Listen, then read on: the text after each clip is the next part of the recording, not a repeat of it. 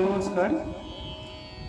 আজকে এই ভিডিওটি আমি সেই সকল ছাত্রছাত্রীদের জন্য করছি যারা ভাবে গানের পরীক্ষায় কী প্রশ্ন আসবে এই নিয়ে তাদের একটু দ্বন্দ্ব থাকে।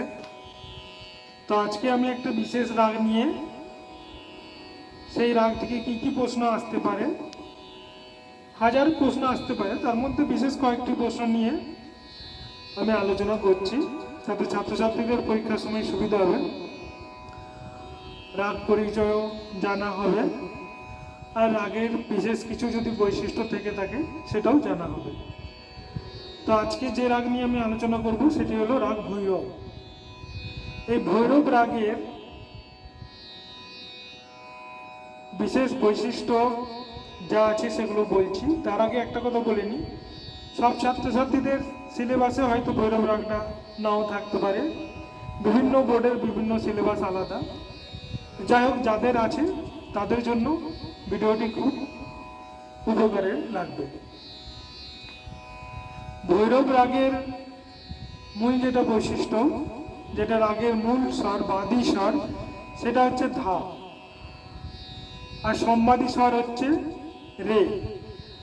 আবার আরেকটা বিশেষ বৈশিষ্ট্য, এই রাগে কিন্তু এই দুটি স্বরই কোমল লাগে, অর্থাৎ কোমল ধা কোমল রে। এরপরে বলি এটা কোন ঠাটের রাগ, এই প্রশ্ন আসতে পারে, তখন বলতে হবে এটা ভৈরব ঠাটেরই রাগ। ভৈরব রাগটা ভৈরব ঠাট থেকে সৃষ্টি হয়েছে। কখন গাওয়া হয়? এটি গাওয়া হয় ভোরবেলা, অর্থাৎ দিনের প্রথম প্রহর, ভোর 6টা থেকে 9টা অবধি। এরপরে আমার প্রশ্ন আছে কি জাতির রাগ। জাতি সম্বন্ধে আমি আলাদা ভিডিও পরে বানিয়ে দেব, জাতি ব্যাপারটা কি। খালি এখন জেনে রাখো যে এই রাগের জাতি কি। এই রাগের জাতি হচ্ছে সম্পূর্ণ, কারণ আরোহতেও 7টা স্বর লাগে, অবরোহতেও 7টা স্বর লাগে। এগুলি হচ্ছে এই রাগের পরিচয়। এছাড়া একটা বিশেষ বৈশিষ্ট্য যেটা এই রাগে আছে, সেটা আমি একটু গিয়ে তোমাদেরকে বুঝিয়ে দিচ্ছি। সেটা হচ্ছে এই রাগে রেধা শুধু কোমলভাবেই লাগে তা না, সঙ্গে আন্দোলিত হয়, যার জন্য এই রাগের রূপটা আরো সুন্দরভাবে ফুটে ওঠে। আমি একটু গিয়ে দেখালে তোমাদের জিনিসটা ক্লিয়ার হবে।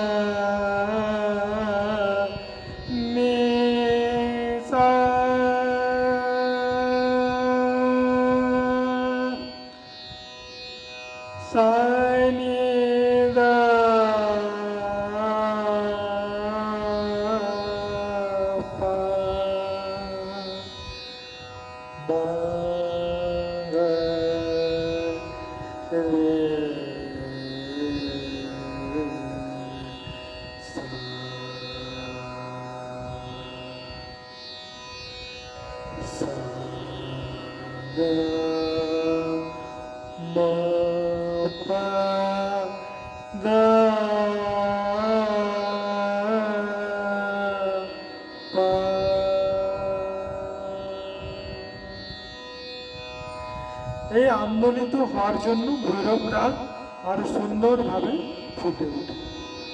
নমস্কার, আজকের ভিডিও এইটুকুই। পরের ভিডিও দেখার জন্য আমার চ্যানেলকে সাবস্ক্রাইব করুন, লাইক শেয়ার করুন।